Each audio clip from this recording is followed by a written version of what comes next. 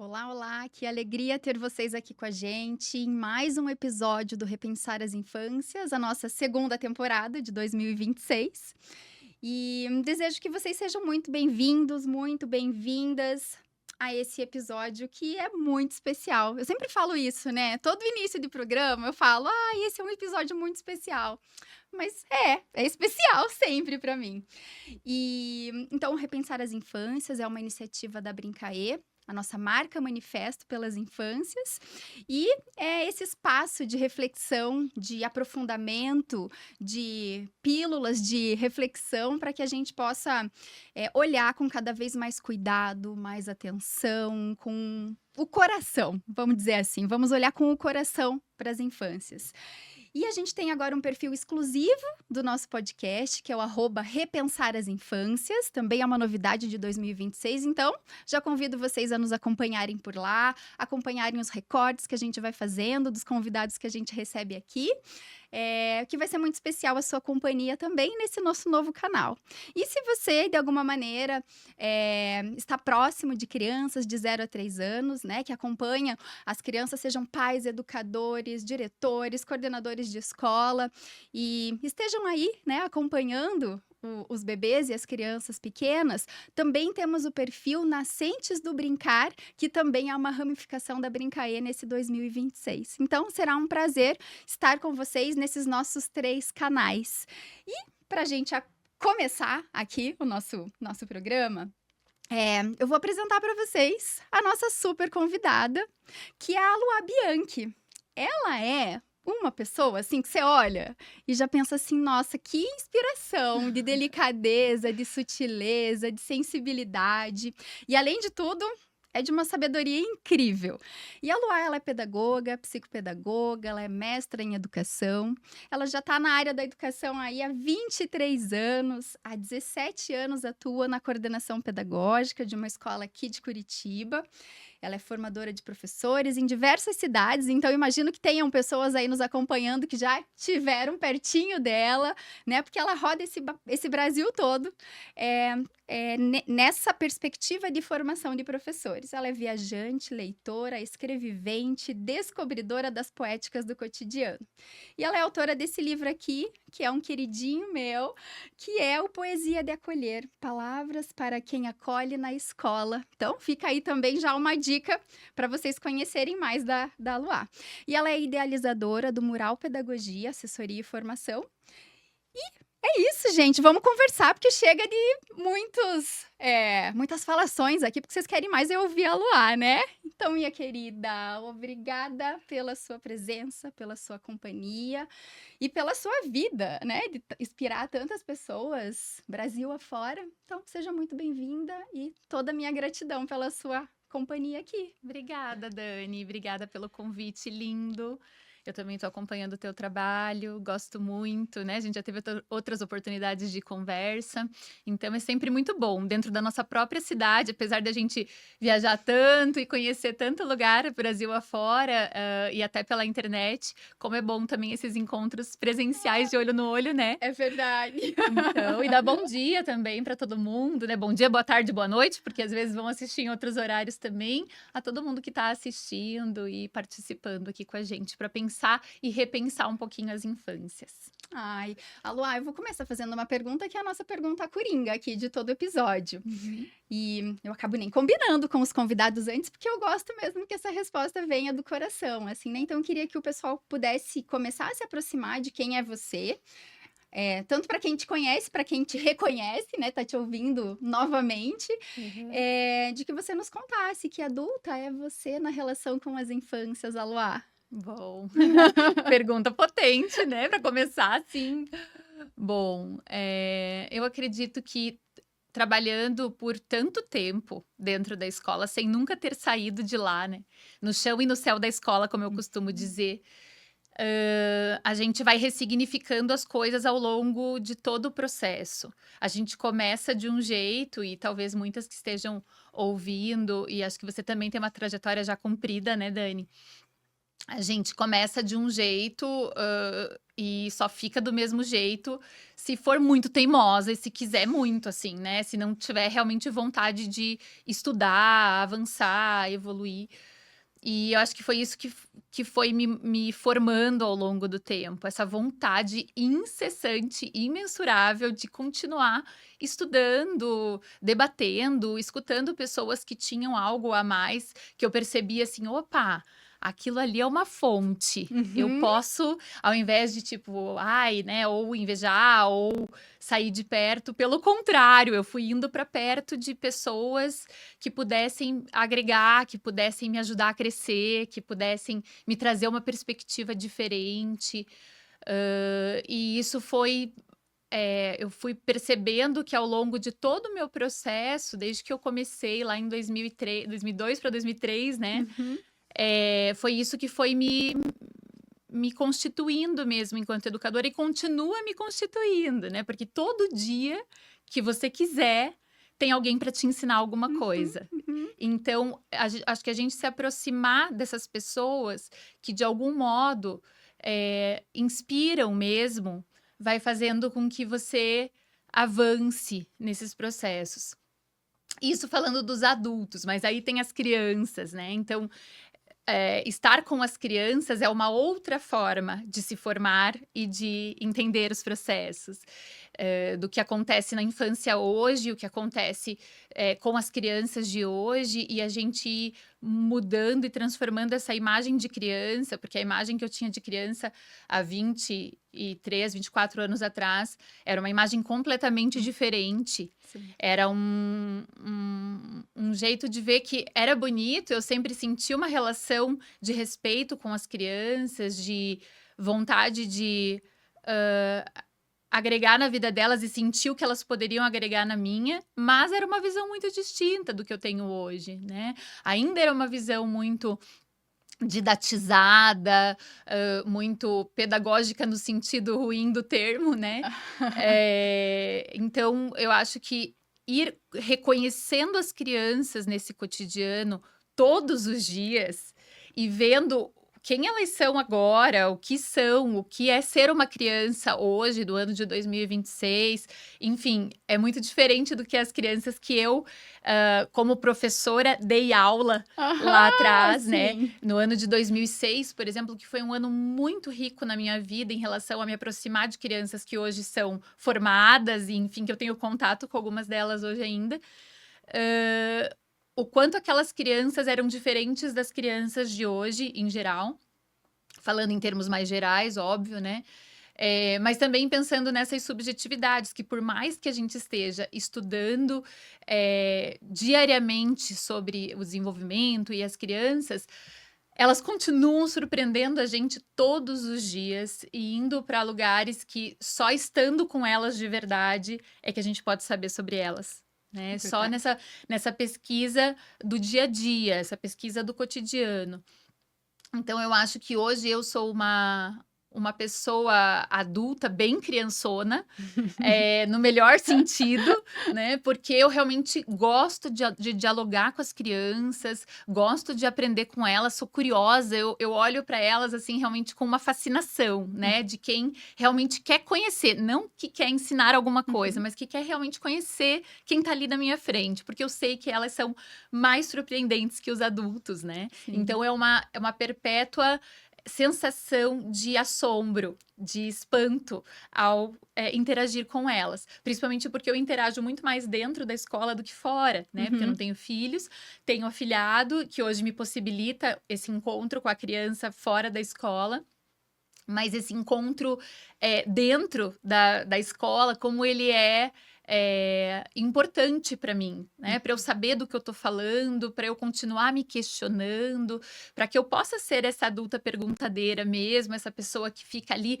nunca tá totalmente contente, tem sempre alguma coisa ali que fala: "Não, mas espera aí, vamos olhar Uhum. isso de novo, vamos rever, vamos transver", como disse Manuel de Barros, Sim. né.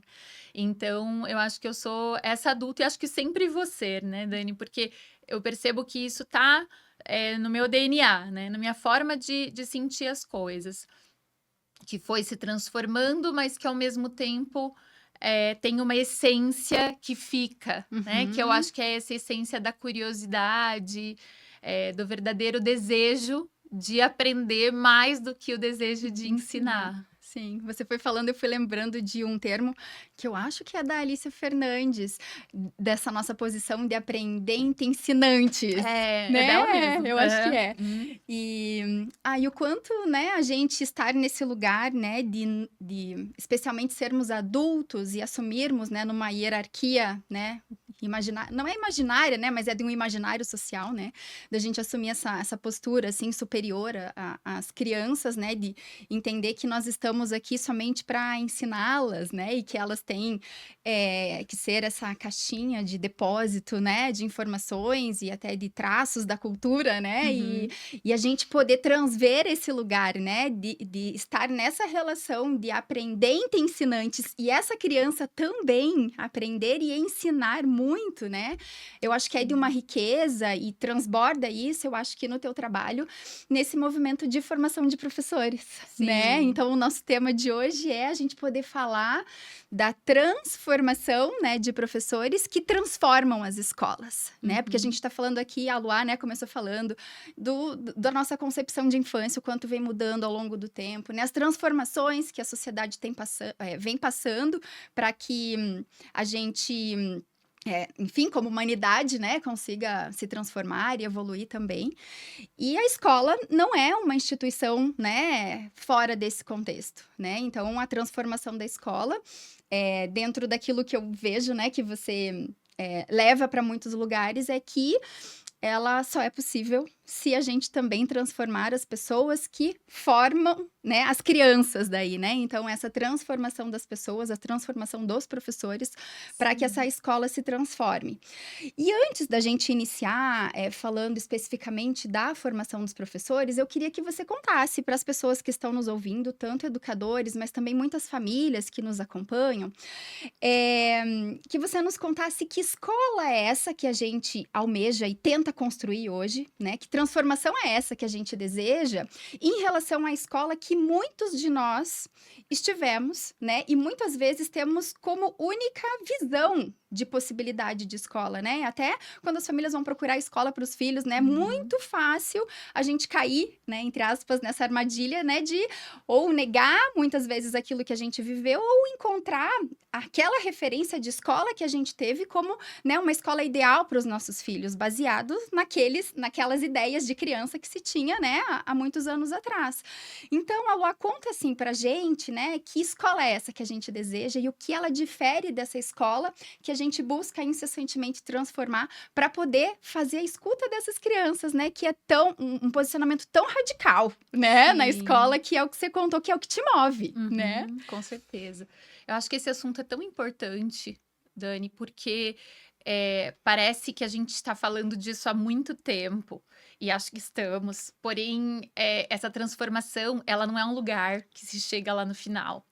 E aí, às vezes, a gente pensa, não, nós somos isso, né? A gente acaba rotulando ali, mas a verdade é que a gente está sempre se transformando.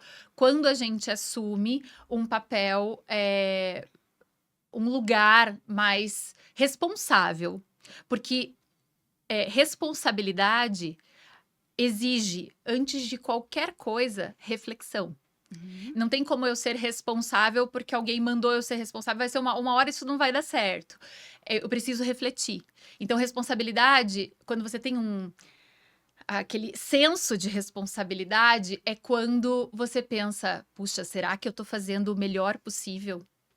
Isso é senso de responsabilidade. Quando você questiona, não é quando você vai cego numa mesma perspectiva. É quando você questiona, será que isso é o melhor possível que eu tenho para oferecer para as crianças de hoje? E aí, a partir do momento que você questiona, você não fica parado, você vai atrás para você buscar mais respostas. Não para ter certezas, mas para buscar mais respostas. E aí você estuda mais. Você investe mais tempo, energia a isso. E eu acho que nós, profissionais da infância, que lutamos e protegemos mesmo essa infância, a gente vai atrás disso, atrás dessas respostas, para formular outras perguntas e continuar caminhando. Então, a gente vai estudar sobre a sociologia, sobre a antropologia, sobre a arte, sobre a pedagogia, sobre as ciências em geral e sobre tantos outros elementos e áreas para a gente buscar respostas mais honestas e mais dignas para nós e para as crianças. Porque educar é isso, né? Educar não é reproduzir, não é ficar repetindo uma mesma receita. Então, essa transformação, ela parte de uma inquietação e ela vai seguir permanentemente, não tem fim.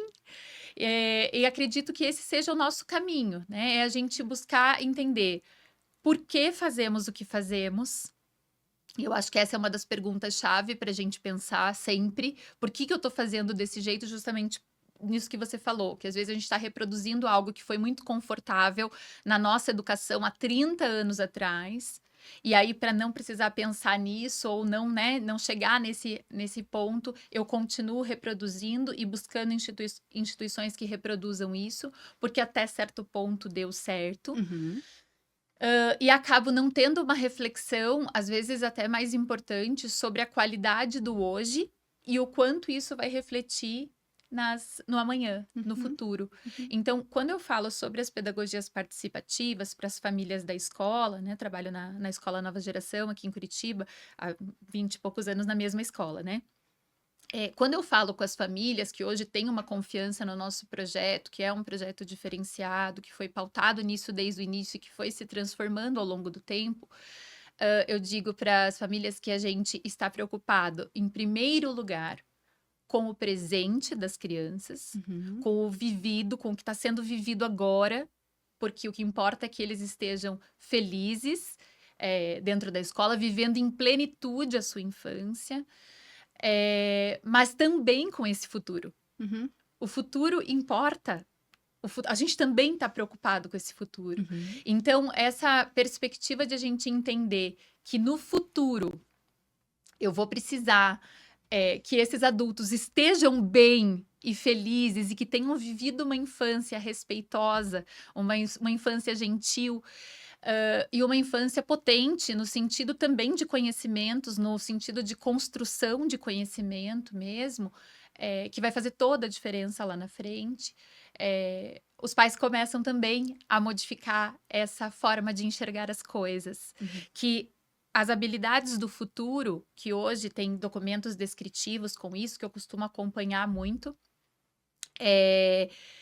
as habilidades do futuro, elas têm total relação com essa infância mais respeitosa, com essa infância que vai trabalhar dentro principalmente de uma abordagem mais projetualizada, que vai realmente trazer para que a criança tenha possibilidades de raciocínio, de pensamento, de formação de pensamento analítico, que vem de um pensamento criativo, que não é uma coisa dissociada, né? Então, todas essas questões, eu acho que são centrais para a gente dentro da pedagogia participativa, que é esse brincar, que é a forma como a criança se relaciona com esse ambiente e tudo mais, vai ter um grande impacto lá na frente. E isso, sim, existem comprovações relacionadas a isso. Não estou falando em relação a métodos, estou falando em relação à perspectiva mesmo de formação humana, de um processo civilizatório, que é o que a gente está vendo, o que a gente precisa fazer hoje na educação, para que a gente tenha um futuro diferente também. E eu acredito que aos poucos, bem aos poucos, a gente vem conseguindo semear essa ideia, né? E que os pais, a partir do momento em que eles veem a coisa acontecendo de verdade. Sim, materializado, né? Concreto. E não só na ação, na foto, né? Na documentação que a escola apresenta, né? Mas na transformação da própria criança, né? Na transformação da criança, que acaba impactando numa transformação da família. Às vezes, é a criança que vai transformar essa família. Pelo jeito dela ser no mundo. Pelo jeito que ela está sendo no mundo, que é a escola, o mundo social dela. E aí ela acaba, às vezes, reverberando isso na casa dela. Sim. né? Eu nunca vou esquecer de uma situação que uma família trouxe para mim. A gente faz assembleias na escola com as crianças, né? E teve uma vez que uma mãe me contou que os pais estavam brigando em casa, numa briga já mais séria, de, né, sendo ríspidos um com o outro, e a criança entrou no meio da briga e falou assim: pessoal, eu acho que tá na hora de a gente fazer uma assembleia. Né? Assim, vamos com Sim. respeito, vamos dizer o que que tá me incomodando.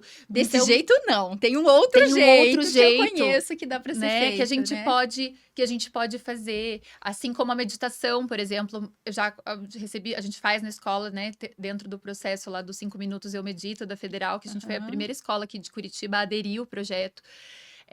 Desde que a gente começou isso e a gente começou a fazer momentos de meditação, assim, dirigida com as crianças mesmo, que é uma outra forma, né, de a gente buscar essa cultura de paz e democrática e tudo mais, das crianças chegarem em casa e verem adultos estressados, desregulados e dizerem: eu acho que você está precisando meditar.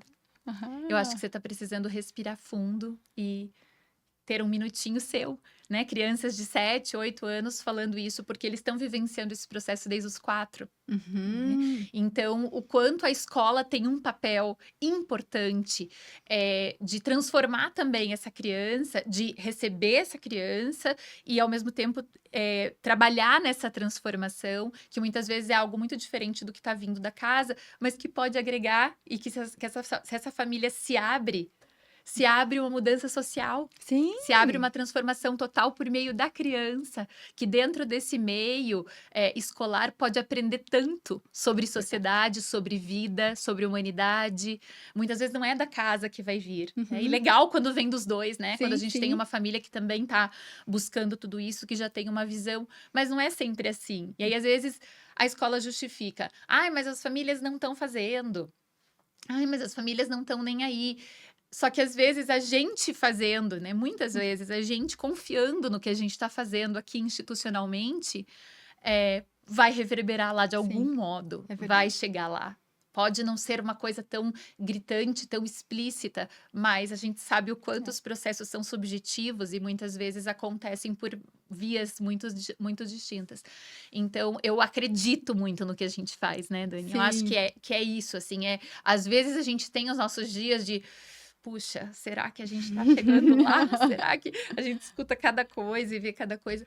Mas eu acho que nesse contínuo, né, nessa perspectiva de tempo, de tanto tempo na educação, eu consegui vendo isso, que são essas sementinhas, né? Que Sim. são de pouco a pouco que a gente vai realmente fazendo essa transformação. Então, dentro da perspectiva da conversa aqui e do que eu tenho trabalhado, né, nesses anos todos, tantos como coordenadora e como formadora também, é justamente atuar nessa formação de professores por ter entendido que não existe lousa digital, não existe método, não existe nada que possa verdadeiramente substituir um bom professor, uma Sim. boa professora, né? Falando no feminino, porque na educação infantil, afinal, somos a grande maioria, mas que não tem nada que a gente possa fazer, não tem mobiliário bonito que a gente possa comprar para a escola que seja mais importante do que uma formação forte de professores dentro da escola. Não tem palestrante que você chame para falar uma vez no ano, o maior de todos, o mais famoso, que vá substituir a formação contextualizada, a formação em contexto dentro da escola, aquela que acontece todo santo dia. Sim. E agora você falando, me lembrei de uma citação, né, do Novoa, que ele fala, né, que nada substitui um bom professor. Né? Eu acho que Isso eu estava mesmo. lendo, né, o livro Aham, dele essa semana isso. para me inspirar aqui para nossa conversa, né? E isso ficou aqui gritando na minha cabeça. Eu tive a oportunidade de estar ontem em uma consultoria conversando com coordenadoras, né? E a gente chegou a esse ponto da conversa, assim, de pensar assim, olha, não existe, né, nenhuma palestra, nenhuma indicação Não, de vídeo, nenhuma tese de doutorado que você possa indicar não. para sua professora, né? Em que a riqueza, as reflexões e a profundidade, né, relacionada ao teu contexto, seja substituído pelo momento em que você e ela estão aqui nessa sala falando do que se vive nesse lugar, Sim, nesse espaço, né? exatamente. Então, do mesmo jeito que a gente fala, eu fiz esse comparativo com elas ontem, né? Que a gente fala para as professoras, né? Olha, existem momentos tão privilegiados na rotina de vocês com as crianças, Uhum. né? Que são esses momentos de atenção pessoal, né? Quando a professora está trocando a fralda de uma criança, quando está vivendo o momento da alimentação, em que muitas vezes é menosprezado no cotidiano da escola, né? E que a gente tem trabalhado para que isso seja visto de uma outra maneira. Sim. E falei para elas assim: veja, a gente tenta cuidar isso para que as professoras tenham esse momento de qualidade individual com as crianças, para fortalecer vínculo, para fazer trocas de ser humano, de gente para gente. Sim. E nesse contexto, né, na relação de um coordenador com o seu professor, não existe lugar melhor para estreitar vínculo, para aprofundar, para refletir, que não seja aquele momento que nessa escola que eu estava, né, chama de permanência, né? Então, a permanência do professor, esse momento de reunião, é o maior privilégio, claro, fora o dia a dia, né? Que é estar Sim. junto com elas, que é estar ouvindo as crianças também.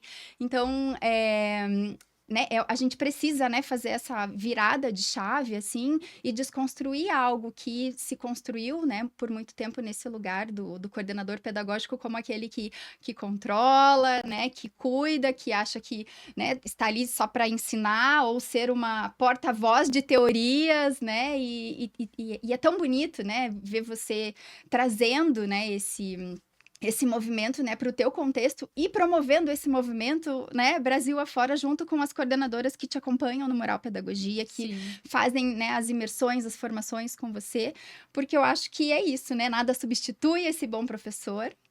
E conta pra gente que bom professor é esse, né? Quando você tá nesse movimento com os professores na tua escola ou trabalhando com as coordenadoras que estão com vocês, né? Você já deu acho que uma palhinha, né? Dizendo desse lugar de se questionar, né? O tempo todo dentro da escola. Mas quando você pensa, né? Que professor é esse que a gente almeja que possa promover essa transformação social, né? Que vai poder reverberar lá no contexto da casa, talvez, sem que a gente tenha muitas vezes essa intenção, mas que acontece, né? Sim. E agora eu até lembrei, vou até dar uma pausa aqui na minha pergunta, porque eu lembrei de uma situação que aconteceu ontem com a minha filha. Ela tá no primeiro ano do fundamental, né? E aí começou uma escola nova esse ano, e ela disse que ela tinha uma tarefa de casa. Daí eu falei, puxa, filha, né? Isso antes de dormir, ela falou que tinha tarefa de casa, né? Deu, puxa, filha, mas você lembrou disso só agora e tal, não sei o quê. Aí ela falou, pois é porque a gente tava conversando ontem, lá na nossa sala, e aí teve uma criança que desenhou, estavam desenhando sobre uma história de príncipe e tal, e uma criança desenhou uma árvore verde. E a gente começou a conversar sobre as árvores, né, serem verdes ou não, e a professora deu esse desafio, essa tarefa de casa pra gente, olhar para uma árvore à noite, para ver, né, o que é que a gente enxergaria, né, nessa árvore, que cor a gente enxergaria a árvore enquanto tá à noite. E daí eu falei, nossa, filha, então vamos abrir aqui, né, a janela pra gente olhar as árvores e tal, não tem na nossa casa, mas vamos olhar dos vizinhos, né? E aí a gente, né, começou a olhar e tal, e aí aquilo rendeu tanto, rendeu tanto, porque eu fiquei pensando, ela ficou brava no momento, porque ela disse assim, mas essas luzes da rua atrapalham tudo, eu não consigo ver a outra cor da árvore. Eu falei, nossa, filha, mas olha que legal isso que a gente tá pensando, né? Você tá dizendo que a luz atrapalha o nosso olhar em visualizar as cores das coisas, enfim, foi uma viagem, assim, daí meu companheiro entrou na viagem também, começou a falar, né, sobre essa ideia da luz, enfim, Aloy, por que eu lembrei disso? Porque eu tô pensando nisso, né, no papel dessa professora, né, que fez, sei lá, do limão uma limonada, eu fico imaginando dentro da sala de aula, né, de poder aproveitar esse movimento, né, das crianças, de algo vivo para as crianças, levar essa pergunta, uma pergunta, para que as crianças pudessem levar isso para suas casas, e olha o movimento que isso causa na gente. Então, sabe, eu fico pensando, né, o que é ser esse bom professor? Porque às vezes a gente fica, o bom professor é aquele que passa um monte de tarefa de casa para fazer no papel, né? E para mim, não, bom professor é esse que me movimentou na minha casa, e a gente pôde viver um momento ali muito importante, assim, sabe, de pensar a primeira tarefa de casa. Mas foi uma boa tarefa. Então, olha só, é bem isso. Estava pensando nesse teu exemplo e a primeira palavra que vem é a sensibilidade, né, da professora em aproveitar uma situação, e conseguir contextualizar e propor uma reflexão em cima disso. Mas, às vezes, a gente tem que tomar esse cuidado com a sensibilização, porque senão a gente pensa que pode ser uma característica inata, né, que Uhum. tem professores sensíveis e professores não sensíveis e acabou. E não é assim. Formação. Formação torna uma pessoa que, a princípio, pode não ter essa sensibilidade tão desenvolvida numa pessoa mais sensível. E isso depende de preparo, isso Uhum. depende de investimento Intencionalidade, né? de si própria e dos outros, Sim. né? Então, eu preciso de uma escola que entenda a formação de professores como o fundamento da pedagogia. É o que vai constituir essa cultura, né? O professor, ele é constituído pela cultura da escola e ele constitui a cultura da escola. Né? Ele é Uhum. constituído e ele constitui. Ele forma a cultura e ele é formado por essa cultura. Então, se eu tô numa escola em que as pessoas podem perguntar, em que as pessoas se sentem motivadas a questionar, a se inquietar, eu vou criando uma cultura de que talvez nessa escola que a sua filha esteja, depois você pode me falar que escola que isso se torne uma cultura e que aí você vai ver assim, que é o que acontece lá na escola nos últimos anos, que a gente tem feito isso com muita força, nos últimos 4 anos especialmente, e que eu posso dizer hoje que eu tenho uma equipe de professoras que pensa e que traria esse tipo de possibilidade. E aí eu tenho famílias que falam assim: "Ai, eu gostei tanto daquela professora, será que eu vou gostar da do ano que vem?" E eu poder dizer assim: "Você vai". Ela tem um perfil diferente, cada uma tem a sua. Nossa, lá na escola a gente respeita muito essa personalidade de cada professora, quem elas são, a diversidade, mas elas vão fazer perguntas. Uhum, uhum. Elas vão ter esse perfil de liberdade, de autonomia, porque isso hoje é a cultura da escola. E aí talvez seja a cultura e talvez você tenha essa professora agora e a próxima também faça isso e Uhum. a outra também. E quando chegar uma que não fizer, você vai falar: opa, isso aqui não parece que é da mesma escola. Sim, Né? Que é sim. isso. E tem criança que fala isso. Lá na escola, tinha criança de terceiro, quarto ano que estudou por muitos anos, que falava assim: a Luá, essa professora, ela não parece com as outras professoras da escola. E na minha avaliação também não. A criança Aham. sabia avaliar Aham. que aquela professora às vezes estava destoando daquele projeto, daquela perspectiva Uhum. de educação, Sim. aquele olhar, né? Aquela visão que a gente tem que ter enquanto cultura. E aí a importância, né, Dani, da gente pensar. Eu não me lembro o que você tinha perguntado antes, que eu fiquei focada no teu exemplo que eu adorei, do Sobre o bom que é ser um bom professor, um bom que é ser professor. Aham. do que é ser um bom professor. E aí eu fico pensando muito nisso, que às vezes a gente fica nessa ideia de que esse bom professor vem de fábrica Uhum. e não é. A gente teve, sim, sorte de encontrar uns bons professores perdidos no meio do caminho, mas ele é muito mais de investimento. E ele tinha que ser um investimento total, né? Político, enfim, tem muitas camadas disso. Mas aqui eu tô falando mais de uma camada um pouco mais é, menor, talvez eu poderia dizer, mais centrada na escola, né? Eu tô Uhum. falando de dentro da instituição, porque o meu lugar é de coordenadora pedagógica, e eu não consigo sair, desvincular muito desse lugar, né? Então, claro, eu poderia fazer uma leitura muito maior, a gente falar em relação a nível nacional ou mesmo mundial em relação à escola, mas não é o meu foco, não é o que eu estudo. O que eu estudo há tantos anos e venho me aprofundando cada vez mais é nessa relação interna do que acontece ali dentro da escola, porque por mais que às vezes as condições sejam horríveis, no sentido de eu saber, porque eu lido com coordenadoras do Brasil inteiro, boa parte de ensino público, Público. né? Então, a maior parte das coordenadoras da minha comunidade, que tem mais de 700 coordenadoras, é de ensino público. Uhum. Tem assim, 60% é do público. Uhum. Então, é mais do que do privado. E eu tenho muito contato com elas, que me contam e me falam das dificuldades, que eu também tenho no privado, mas é muito diferente.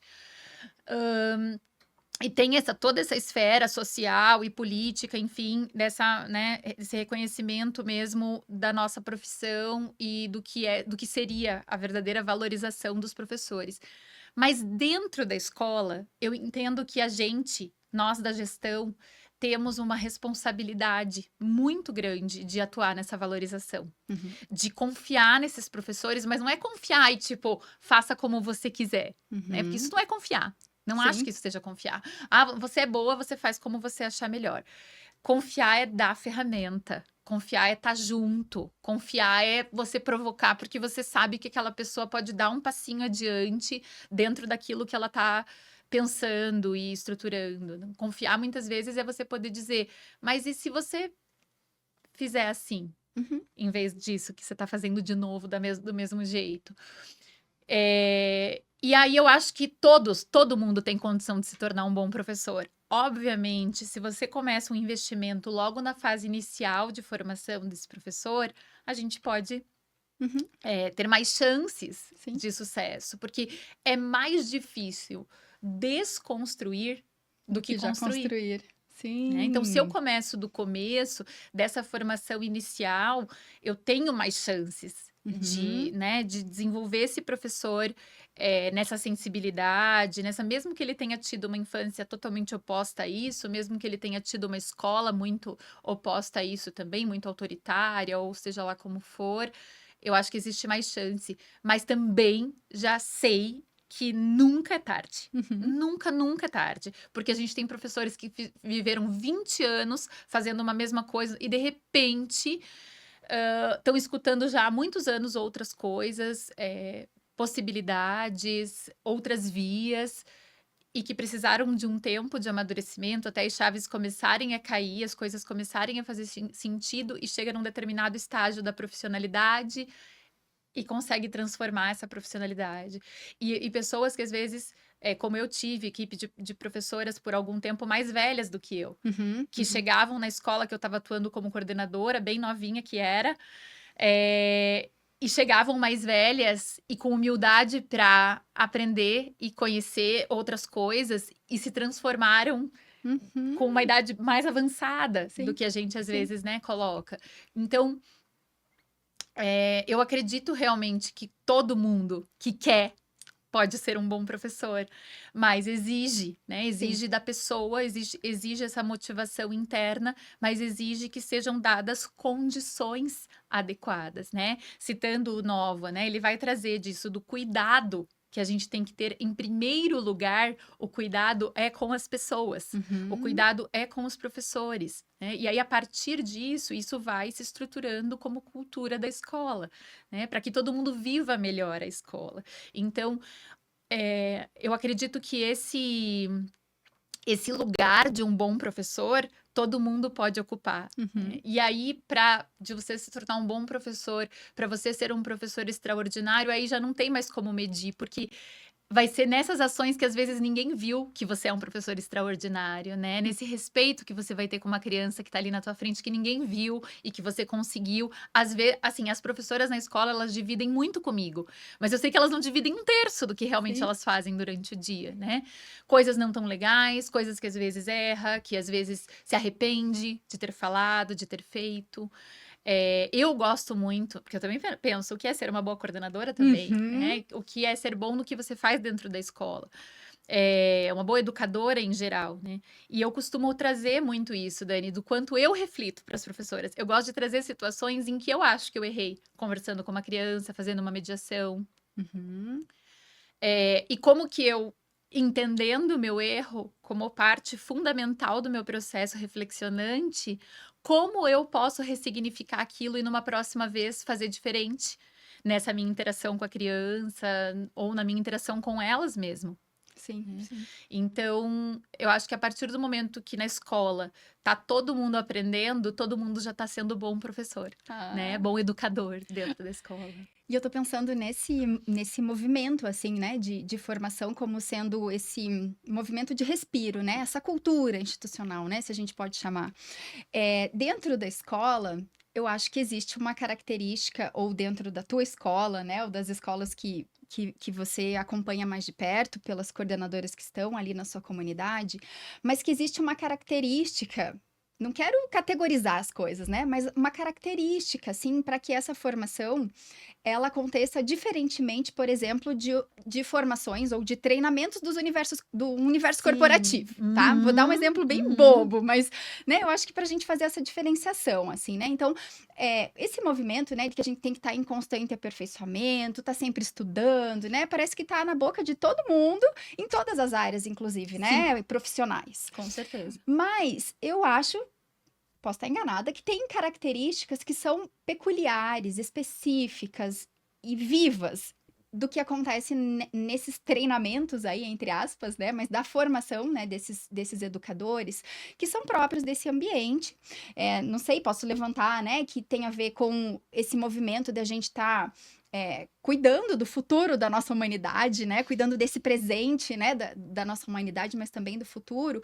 E que a formação que acontece ali para que a gente possa movimentar essa sensibilidade, né? Porque vai além da técnica, vai, né, para esse lugar de refletir sobre a experiência, vai para esse lugar da sensibilidade, é diferente do que acontece em outros ambientes profissionais. Com Né? Então, queria que certeza. você contasse um pouquinho, né? E até vendo aquilo que eu vejo do que você traz dos seus movimentos, dos seus percursos formativos, né, que você vive na escola, quais são essas características, né, que podem diferenciar, que podem não, mas que diferenciam, né, que dentro da escola se vivem, né, formações vivas e que atravessam, né, essas pessoas para que elas se sintam assombradas, né, diante das crianças, enfim, né, conta mais, né, desse lugar prático das formações. Eu acho que essas são as relações humanas, né? As relações humanas, elas têm um outro nível de profundidade, você querendo ou não querendo, te afeta de uma forma muito mais profunda. A gente não tá lidando com máquina, então é com gente. E isso já muda tudo, né? É nesse encontro com o outro, que o Nova traz no livro dele, a contingência do encontro. Então, é nesse encontro com o outro que eu vou ser desafiada. Às vezes, a aparecer ali algo de mim que eu não sabia. Então, eu acho que é um processo de autoconhecimento você estar na escola também. Porque você tem que se deparar com famílias que pensam de uma forma muito divergente de você e que a forma como você precisa entender e acolher e ter empatia e respeitar e entrar em diálogo, às vezes com pessoas que pensam de uma forma distinta, que podem ter perguntas que para você é óbvio, mas para o outro não. E o quanto a gente tem que desenvolver isso, né? De saber e aprender a conversar, a respeitar formas diferentes de ver o mundo. Então, eu acredito que dentro da escola, esse movimento, ele muda completamente tudo em relação a diferenciar o que seria um treinamento do que seria formação. Né? Porque a gente continua, a gente não tá... Não vejo problema em a gente ter processos. A gente tem lá na escola muito processo, muito procedimento para as coisas.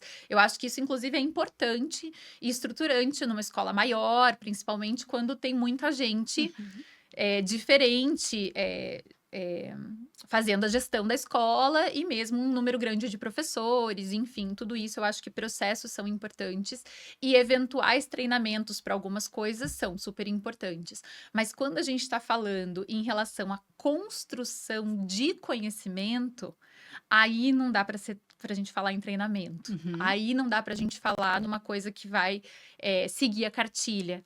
Né? Senão eu estou falando de uma coisa totalmente diferente do que a gente está falando aqui. Porque construção de conhecimento é diferente de transmissão de informação. E aí a gente entra nesse embate, né? Porque hoje a gente não precisa mais de uma escola que entregue informação. Eu tenho muitos métodos mais rápidos e eficientes de conseguir uma informação. Agora, no papel da construção do conhecimento, nada substitui a escola. De novo citando Nova, né? Porque o Nova vai falar, protejam as escolas. As escolas não vão acabar, porque elas são o lugar certo para fazer emergir o que a gente precisa, Uhum. né? Para a humanidade sobreviver enquanto humanidade, né? E eu acho que isso não é só por quem está como formando no sentido de aluno, né? Sim. Mas os formandos professores e os formandos que podem ser coordenadores, que são formadores e são formandos também. Porque, de um modo ou de outro, tá todo mundo Uhum. aprendendo coisas diferentes, Sim. mas dentro da escola. Então, eu acredito que a escola se distancia, se diferencia de uma empresa normal, como, né, outras, justamente porque a gente está olhando para um lugar muito mais especial, né? Um lugar muito mais que precisa ser realmente protegido, que precisa realmente ser pensado, problematizado, que é essa visão ontológica mesmo, que a gente talvez não precise ter num outro tipo de empresa e enfim, eu acredito que, claro, as empresas talvez pudessem se beneficiar, né? se inspirar mais no que a gente faz dentro da escola. Sim. E a gente também se inspirar um pouco em algumas coisas específicas que às vezes falta um pouco dessa estrutura e dessa organização dentro das escolas. Então, eu acredito que dentro dessa perspectiva, a gente tem mais a ensinar do que, né, essa forma mais empresarial que, infelizmente, virou a educação. Sim. Quando a gente está falando não só do ensino privado, mas do público também, quando a gente está falando desse lobby do apostilamento, do material didático e tudo mais, que também virou, né, uma coisa. Então, eu acredito que a gente tem bastante ali de diferente para poder crescer enquanto ser humano e fazer outros seres humanos crescerem Sim. melhores. Quando eu tava vindo pra cá, tava escutando não sei se era um podcast, mas que o Marcelo Cunha Bueno tava falando assim que educar é fazer uma viagem pra dentro da gente. Com certeza. E eu queria que você falasse um pouquinho dessa viagem que você fez assim pra dentro de você, pra poder, né, chegar nesse aprimoramento, né, de olhar para as infâncias, para as crianças, para os educadores e para o ser humano, para a humanidade mesmo, né? Como nosso projeto de vida, né? E por que eu te pergunto isso, né? Porque eu queria que você falasse um pouquinho disso, porque eu vejo, assim, no teu modo de vida, né? Daquilo que você compartilha nas suas redes sociais, que a tua vida é muito permeada por múltiplas linguagens, né? Então, que a sua vida, né? Ela é nutrida em lugares que não são os lugares comuns, né, de que a gente acha que vai encontrar nutrição, né? Então, para a gente, educador, se nutrir, a gente tem que estudar pedagogia, né? Você já falou aí, né, de outros lugares e outras áreas que nos nutrem também, né? E são igualmente importantes para que a gente se torne esse bom educador. E aí, no caso, né, da tua vida, né, a poesia tem um valor especial, né? Muito. Literatura, artes, as manualidades na formação dos professores, né? Então, né, você vem desse lugar, né, que fez essa viagem para dentro de você, para poder também, né, trazer isso que você hoje tem como possibilidade de oferecer para o mundo, né? As coisas que você faz. Então, como que é e como foi e como é viver, né, esse movimento, né, dessa viagem para dentro, a ponto de você conseguir hoje materializar no teu processo de formação junto com outras pessoas, né? Sim. Eu falo assim, né, Dani, que é uma escolha de vida.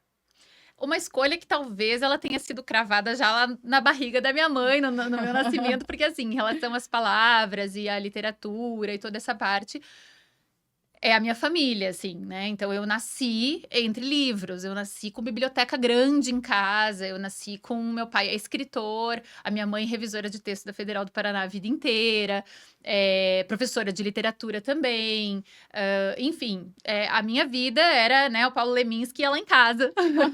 Enfim, assim, então isso pra mim é algo natural. Minha irmã escreve 1000 vezes melhor que eu, enfim. E a família inteira escreve muito bem e lê muito. Então, a nossa vida não tinha como ir para um outro. Acho que seria impossível eu sair disso assim completamente. Não teria como. Mas em relação a outras artes, em relação a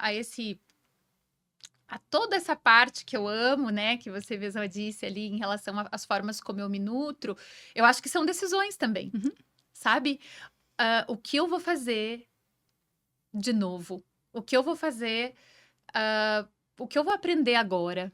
Quanta coisa tem para aprender no mundo, sabe como? Sim. Assim, não tem aquela, ai, puxa, que ócio, né? Ai, que tédio, não tem nada para fazer, ou tipo, vou ficar limpando a casa. Eu prefiro deixar minha casa bagunçada muitas vezes e ler um livro, e ler uma poesia em voz alta e dançar, Uhum. sair para dançar, sabe? Eu prefiro viver a vida do que fazer algumas coisas. Óbvio, não tô falando, né, gente? Ai, mas então ela é privilegiada, ela não precisa fazer isso, não precisa fazer aquilo. Realmente, né? Tenho os Sim. privilégios e tenho total consciência dos meus privilégios. Mas eu sei que são decisões, Uhum. né? Eu abro mão de outras coisas. Eu abro mão de algumas coisas para poder colocar minha energia no que realmente é nutritivo para mim, no que me faz bem, no que vai fazer com que eu, de algum modo, contribua com outras pessoas, com a formação de outras pessoas, né? Então, os meus processos de criatividade, de construção de cursos, como as jornadas, que, né, são mais famosas, assim, elas pegam nesse lugar do que eu entrego para o mundo, de quem eu sou. Então, a parte mais gostosa para mim é criar, né? Mas porque eu vou atrás desse repertório, desse alimento que existe na natureza, que existe nas artes, que eu particularmente sou mais das artes em si do que da natureza, né? Sim. Eu tenho voltado para esse movimento da natureza muito mais agora. Não era tão meu, apesar de na infância eu ter subido muito em árvores, ter feito muita bagunça, andado muito com meninos, né? Junto na comunidade e tal. Mas em geral, eu sou desse lugar de chorar com um poema, de ir numa exposição de arte e começar a chorar aleatoriamente, né? Então, assim, umas coisas assim que você passa até vergonha, você fica, ai meu Deus do céu, né? Tipo, por que eu vou fazer isso agora? Tipo, vou no cinema, às vezes eu vou sozinha no cinema pra eu poder, né, desaguar. Então, a minha sensibilidade, ela é bem afetada com coisas relacionadas à estética, à arte em si. E acho que isso faz com que eu consiga entregar algo importante de mim para outras pessoas. E que talvez para buscar outras coisas as pessoas vão para outros lugares, né? Mas que comigo elas têm um espaço ali de busca dessa beleza, de busca desse lugar, né? Da estética que ela é intrinsecamente inerente humana, né? Ela tá na gente, ela tá em todo mundo. O pensamento criativo tá em todo mundo. Eu não sou mais criativa que ninguém. Não existe isso, né? Quando as pessoas falam assim, meu Deus, Alô, você é muito criativa. Você também é criatura, né? Mas vai soltar isso de algum modo. A criatividade não fica se eu tô assistindo novela na minha casa de noite, né? Ela tem caminhos, e os caminhos, eles vão acontecendo conforme o que eu falei lá no começo da nossa conversa, nesses encontros com outras pessoas inspiradoras, nesse lugar, eu estava contando para as meninas da jornada esse ano, para as coordenadoras, eu faço muitos cursos paralelos que não tem nada a ver com educação, entende? Assim, eu gosto de catar um vídeo nada a ver, de um assunto, né, gosto de estudar sobre coisas muito aleatórias, assim, né? Ler alguma coisa muito aleatória, um livro que eu sei que eu não vou gostar. Eu quero ler aquele livro, porque ele, né, vai me trazer alguma coisa. Um filme de uma nacionalidade que, né? Porque assim, as pessoas ficam ali, não, eu não gosto de filme francês, eu não gosto de filme japonês. Porque você não assiste. Como é que você vai gostar de uma coisa que você não conhece? Ah, mas eu já assisti um. Ninguém gosta de primeira das coisas assim. A gente precisa investir tempo, né? E não tô falando pra gente perder tempo com coisa ruim, né, Dani? Não é isso. Mas estar mais aberto, né, para as coisas do mundo, assim. E aí, querendo ou não, o mundo vai se abrindo para você também, né? E aí você vai conseguindo colocar para fora o que todo mundo tem dentro, que é a potência de vida. A potência de vida, ela tá em todo mundo, não tá mais em um do que no outro. Mas a gente precisa arrumar formas de ela dar vazão, né? Pra sair, né? Expandir, emergir. E isso depende muito de você estar perto de pessoas que vão te dar essa abertura. Muito você tem que ir por você, né? Mas tem um lugar de companhia que é muito forte. Quem é tua companhia, né? E aí eu acho que é isso, né, Dani? Dentro da escola eu quero ser a companhia das professoras. Ó, fica emocionada. Eu fui a primeira pessoa que chorou em podcast. Sim, mas você chora né, nas exposições, né? Essas coisas. Chora no cinema, como não chorar, né? Mas eu acho que é isso, né, Luá? É desse lugar da sensibilidade, que eu acho que até respondi alguém no Instagram da Brincaí essa semana, assim. Ai, tô lembrando quem foi agora, né? Olha, é uma estudante, uma recém-formada em pedagogia, que tá fazendo um percurso comigo também de formação mesmo, enfim. E ela me convidou para a formatura dela, que foi na semana passada. E ela, né, escreveu um texto tão bonito, assim, né? De agradecimento, Que de como ela lindo. viveu essa pedagogia. E ela acabou de se formar, né? E dizendo disso, assim, né? Que eu nunca perca a sensibilidade nesse caminhar da educação, né? Eu acho que a gente tá falando disso, né? De como a gente manter esse lugar, assim, aceso e ativo, e que tem sido o lugar também que você tem permitido ativar em outras pessoas, né? Então, você né, transborda e deságua porque você tá falando daquilo que vem de dentro de você, né? E é esse aprender em companhia que eu me sinto aprendendo, mas me sinto entregando muito e recebendo, né? Sim. Que eu acho que é dentro da... Eu gosto muito da teoria da mediação do Feuerenstein. E um dos princípios mais importantes dessa teoria é a reciprocidade. Então, você só consegue aprender com quem quer ensinar. E você só consegue ensinar com quem quer aprender. Sim. E aí, você vai encontrando essas pessoas no caminho. E não é todo mundo. E tá tudo bem. Eu acho que essa é uma das sabedorias que a gente vai desenvolvendo ao longo da vida. Senão, a gente acha, nossa, eu vou chegar, eu vou transformar todo mundo. E não tem nada disso, né? Sim. É uma troca que acontece... com algumas pessoas, e que bom quando acontece com mais pessoas, né? E a internet possibilitou isso, de eu me aproximar e formar uma comunidade grande de pessoas que têm isso, e que querem isso, e que estão abertas, e a gente consegue ir trocando e compartilhando mais, né? Mas eu acho que é dentro dessa perspectiva de troca, né? E não de cima para baixo, eu acho que é esse compartilhar que a gente vai conseguindo se manter firme e forte para poder seguir em frente, para poder continuar fazendo, né, o que a gente está fazendo. Porque se eu tenho uma sensibilidade que foi desenvolvida, que vem comigo, né? Porque assim, gente, minha mãe falava que tinha uma música que ela colocava para mim quando eu era criança, que eu começava a chorar imediatamente. Eu podia estar rindo, a música tocava, eu começava a chorar. Ou seja, eu sempre tive uma sensibilidade mais forte com essas coisas, né, relacionadas à música, à arte, essas coisas.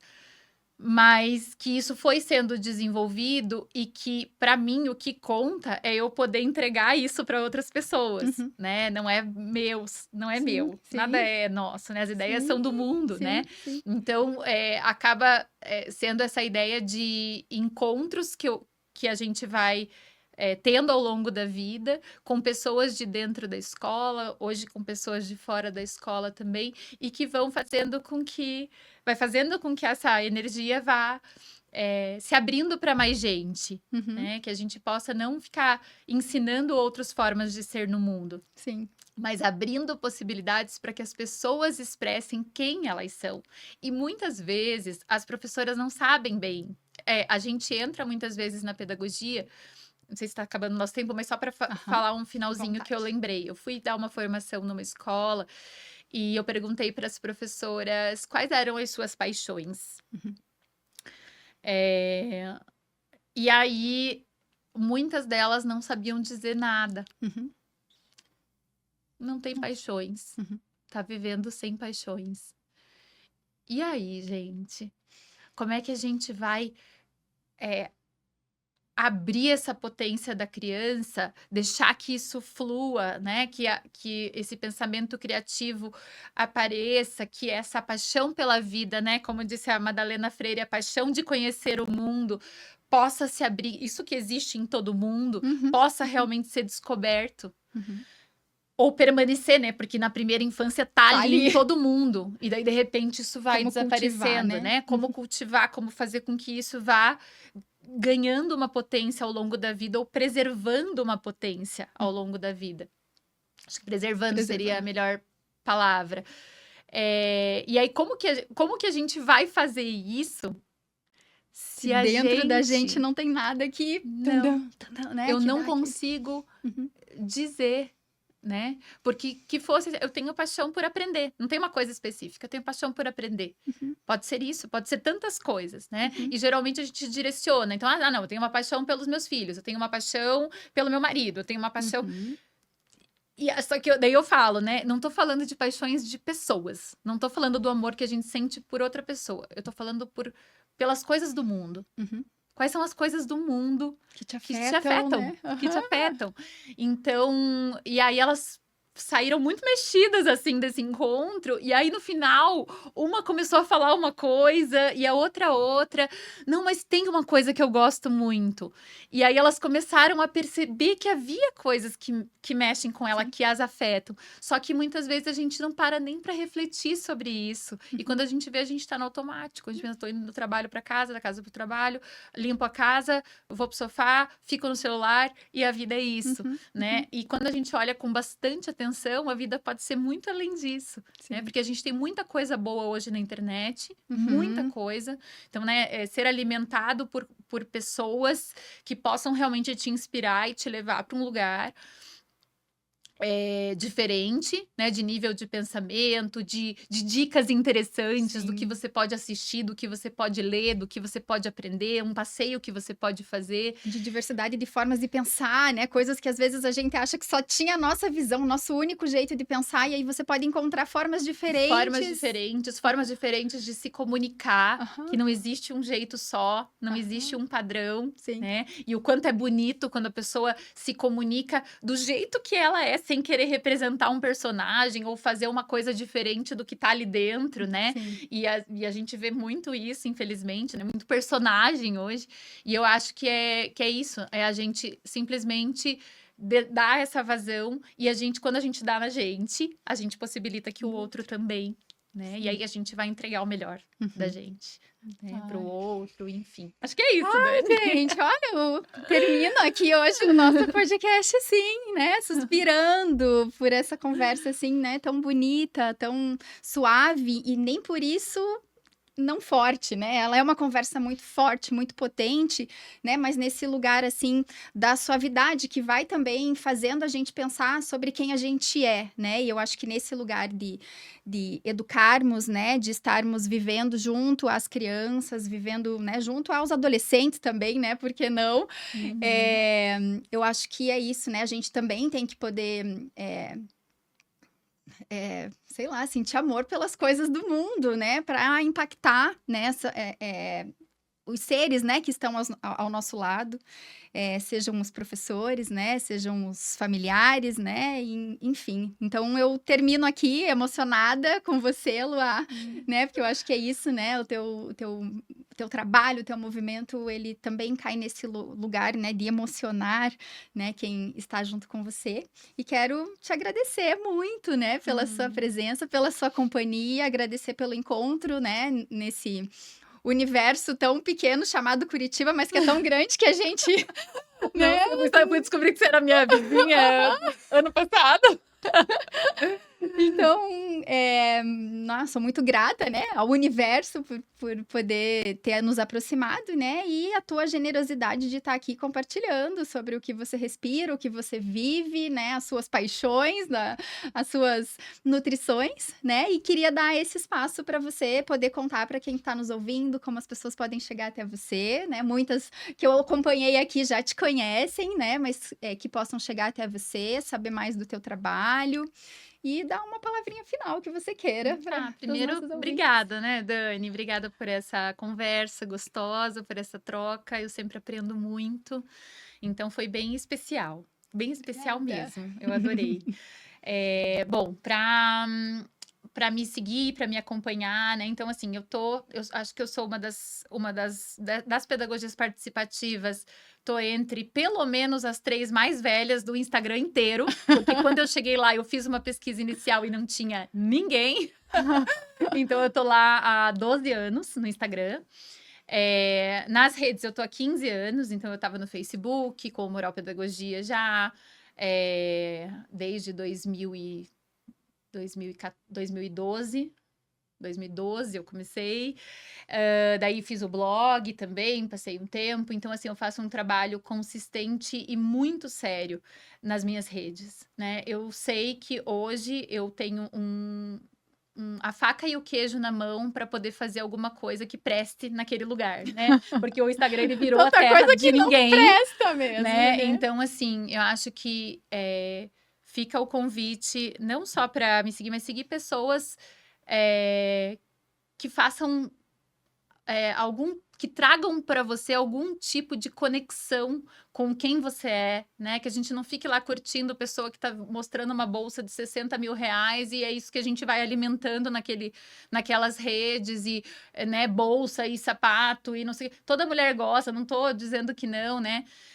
Mas eu acho que tem coisa muito mais importante para a gente estar gastando o nosso tempo tão precioso e olhando, né? Então, faça uma curadoria de quem vocês seguem no Instagram, porque eu sei que vocês ficam muito tempo lá, rodando aquilo lá, né? E prestem mais atenção em quem vocês estão seguindo, gente, porque às vezes eu olho umas coisas assim que eu fico muito indignada. Então, cuidem, né? Vamos se cuidar, vamos prestar atenção em pessoas mais sensíveis, que estejam produzindo conteúdo de verdade. Verifiquem se elas estão usando inteligência artificial para tudo que elas produzem, como elas estão usando, que tipo de imagem está sendo mostrada, né? Então, todo esse cuidado que a gente precisa ter, cuidem disso. E quem sentir vontade, né, passa a me seguir, que realmente eu estou produzindo conteúdo lá muito antes da inteligência artificial, a inteligência natural. Né, do ser humano. Muito bom. Que eu acho que é o que a gente precisa valorizar hoje como educador. Não dá pra gente ficar nesse outro lugar, né? Então, também tenho aqui no YouTube, eu tenho meu canal, que eu produzo vídeos também. Agora tá meio paradinho, mas tem já algum conteúdo lá bem legal, bem interessante para vocês seguirem, né? Só colocar ali a Loa Bianchi, que vai aparecer. Tô no TikTok também, detesto, mas tô lá, quem tiver. E mais forte mesmo pelo Instagram, que é o lugar onde eu compartilho um pouco da minha rotina também, um pouco do meu cotidiano, das minhas reflexões, e das minhas ideias acerca do mundo. Não só da educação. Ela é @LoaBianchi, _ Mural Pedagogia. Acho que é assim que tá agora. Maravilha! Se eu fosse vocês, não deixava de seguir, gente. Aproveita agora que tá fresquinho na memória, né? E acompanhe o trabalho da Luá, porque realmente é um trabalho comprometido, né? Permeado por muita ética. E o da Dani também, gente. Então, vocês que estão aí, que estão, né, que vieram ali do meu, sigam a Dani também, né? Que também é um trabalho muito bonito, que eu respeito muito. Obrigada, querida. E, pessoal, se esse episódio tocou vocês, compartilhem com mais e mais pessoas. A gente precisa fazer esses conteúdos bons chegarem a lugares inalcançáveis, né, Luá? Eu acho que é isso, né? Como a Luá já trouxe esse recado aí importantíssimo. Vamos cuidar daquilo que a gente está consumindo, né, como conteúdo. Infelizmente, a gente vive esse lugar de consumidores, né, de conteúdo. Então, vamos fazer isso chegar a mais pessoas. O Repensar as Infâncias está aqui também para isso, né? Para a gente poder trazer conteúdo aí de qualidade para vocês acompanharem. Então, nos sigam nas redes sociais, @Repensar as Infâncias, @SomosBrincaê. E daqui 15 dias nos vemos novamente aqui na Habla FM com mais um episódio dessa segunda temporada para a gente movimentar aí as nossas reflexões e o nosso viver de maneira geral. Até a próxima, pessoal! Obrigada, Dani!